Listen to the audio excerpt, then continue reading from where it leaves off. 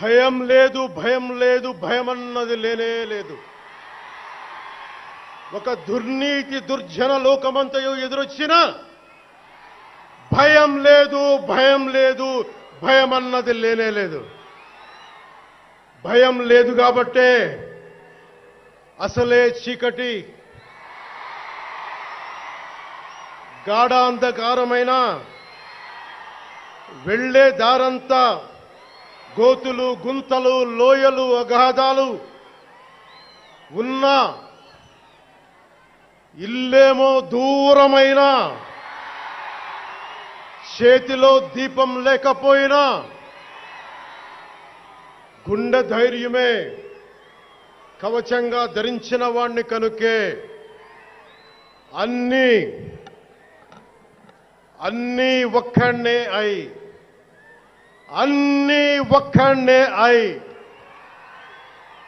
2014లో జనసేన పార్టీని స్థాపించాం. భావ తీవ్రత ఉంది గనుకే 2018లో పోరాట యాత్ర చేశాం. ఓటమి భయం లేదు కాబట్టే 2019లో పోటీ చేశాం. ఓడినా అడుగు ముందుకే వేశాం. మనం నిలబడ్డాం, పార్టీని నిలబెట్టాం. మనం నిలదొక్కుకున్నాం. మనం నిలదొక్కుకోవటమే కాకుండా 4 దశాబ్దాల టీడీపీ పార్టీని కూడా నిలబెట్టాం.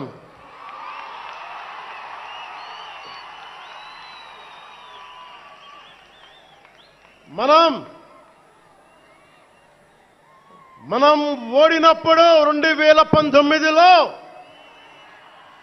మీసాలు మెలేశారు, జబ్బలు చరిచారు, తొడలు కొట్టారు, మన ఆడపడుచుల్ని అవమానించారు, ప్రజల్ని నిరంతరం హింసించారు. ఇదే న్యాయం అని మన నాయకులు, మన జన సైనికులు, మన వీర మహిళలు అందరూ అడిగితే, గొంతెత్తితే వారిపైన కేసులు పెట్టారు, జైళ్లలో పెట్టారు, నిర్బంధంలో తోశారు. 4 దశాబ్దాల సుదీర్ఘ రాజకీయ అనుభవం ఉన్న నాయకుణ్ణి అక్రమ కేసుల్లో బంధించారు. వారి తెలుగుదేశం పార్టీ కార్యకర్తల్ని, సీనియర్ నాయకుల్ని రోడ్డు మీదకి రావాలంటే భయపడేలా చేశారు. ఇక నాలాంటి వాణ్ణి తిట్టని తిట్టు లేదు, పాల్ చేయని అవమానం లేదు, చేయని కుట్ర లేదు, వేయని కుతంత్రం లేదు. ఈ ఎన్నికల్లో అసెంబ్లీ గేటును కూడా తాకలేవు అని మనల్ని ఛాలెంజ్ చేసి సరిచిన ఆ తొడల్ని బద్దలు కొట్టాం. ఏం చేశాం? బద్దలు కొట్టాం.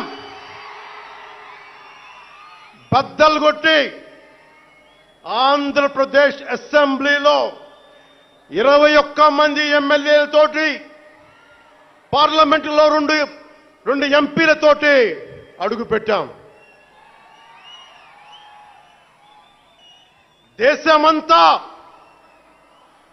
దేశమంతా తల తిప్పి తిరిగి చూసేలా 100% స్ట్రైక్ రేట్తో ఘన విజయం సాధించాం. ఎన్డీఏ కూటమి ప్రభుత్వాన్ని నిలబెట్టాం. ఈ రోజు జయకేతనం ఎగరేస్తున్నాం.